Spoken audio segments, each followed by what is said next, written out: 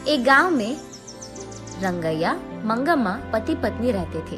उनका एक सुंदर बेटी भी थी। 2 साल से सूखे के कारण कुएं के पानी सारे सूख जाते हैं और गर्मी की मौसम होने के कारण उसका खेत भी सूख जाता है। उसके सारे पैसे वो खेत में और खेती में गवा देने के कारण उदास होकर रंगैया मंगम्मा से ऐसे कहता है, मंगा, भगवान भला हमसे ऐसे क्यों खेल रहा है।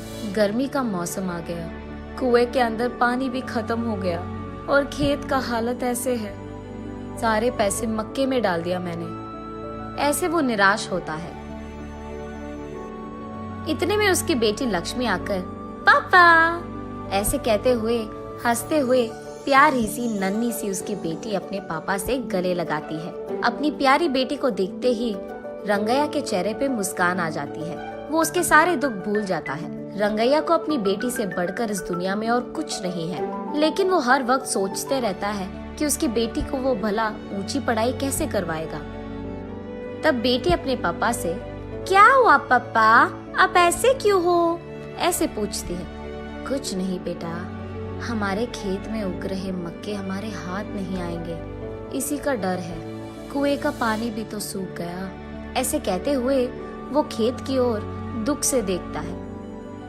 तब उसकी बेटी लक्ष्मी, पापा हमें कुछ नहीं होगा, जो भी होगा अच्छा ही होगा, ऐसे वो अपनी प्यारी बातों से कहती है। कैसे बेटा, गर्मी का मौसम तांडव कर रहा है, बारिश के मौसम आने के लिए बहुत वक्त है, ऐसे कहते हुए दुखी होता है।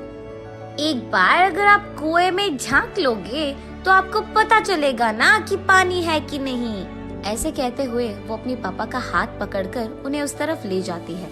पानी नहीं है बेटा, ऐसे कहते हुए वो ऊपर उठता है।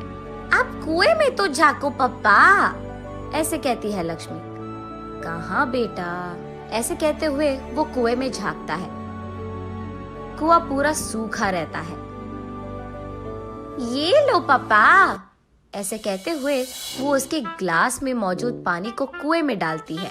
बस अचानक कुएं में पूरा पानी भर जाता है।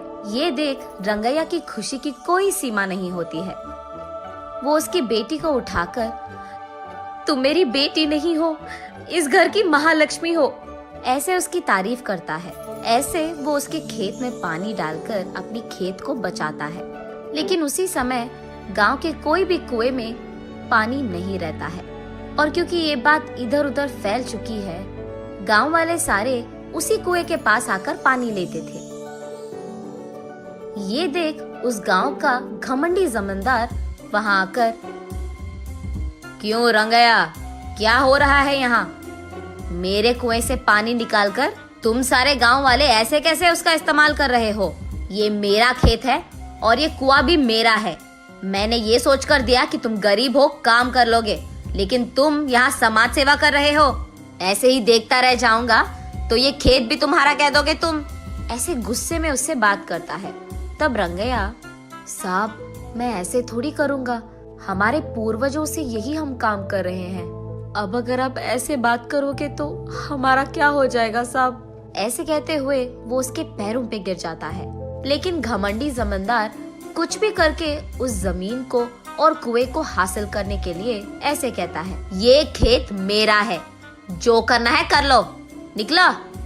ऐसे कहकर वो रंगैया को नाइंसाफी से बाहर धकेलकर उस खेत के चारों ओर बाढ़ डाल देता है। उसके कुछ समय बाद गांव वाले सारे सूखे को भुगत रहे होते हैं। सारे कुएं सूख जाते हैं और सिर्फ रंगैया के कुएं में पानी रहने के कारण गांव वाले पीने के पानी के लिए जमींदार के पास जाकर ऐसे कहते हैं, साहब पीने के लिए पानी ना होने के कारण प्रजा मुश्किलों में है। आप एहसान करके आपके कुएं का पानी हमको अगर दे सके तो, ऐसे विनती करते हैं। क्या पानी चाहिए? पानी तुम्हारे पूर्वजों की कुआं है कि तुम ऐसे पानी मांग रहे हो? पानी नहीं दूंगा, निकला। ऐसे उन लोगों को भी धकेल देता है। एक घूंट पानी दिला दीजिए साहब, हम यहाँ मर रहे हैं, ऐसे कहते हुए प्रजा उनसे विनती करती है। तब जमींदार उनके मुसीबत का फायदा उठाता है। ठीक है, पानी दूंगा, लेकिन ऐसे ही नहीं।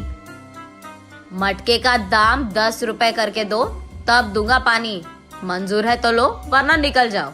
कुछ न कर पाने के कारण प्रजा चुपचाप उन्हें पैसे देकर पानी लेते हैं। घमंडी जमींदार जब पानी के लिए उसके मटके को कुएं के अंदर डालता है, अचानक एक ही झटके में सारा पानी सूख जाता है। तब जाकर जमींदार को अपनी गलती का एहसास होता है। रोते हुए रंगैया के पैर पकड़ता है और माफी मांगता है। कोई नहीं साहब, आपको आपकी गलती का एहसास हो गया है ना। तब जाकर वो रंगैया की बेटी की सहायता से जब मटके को कुएं के अंदर डालता है तो अचानक पानी पूरा भर जाता है कुएं में, और सारी प्रजा इस घटना को देख बहुत खुश होती है। रंगैया उस पानी को सारे गांव वालों में बांटते हुए, खेती करते हुए खुशी से जीता है।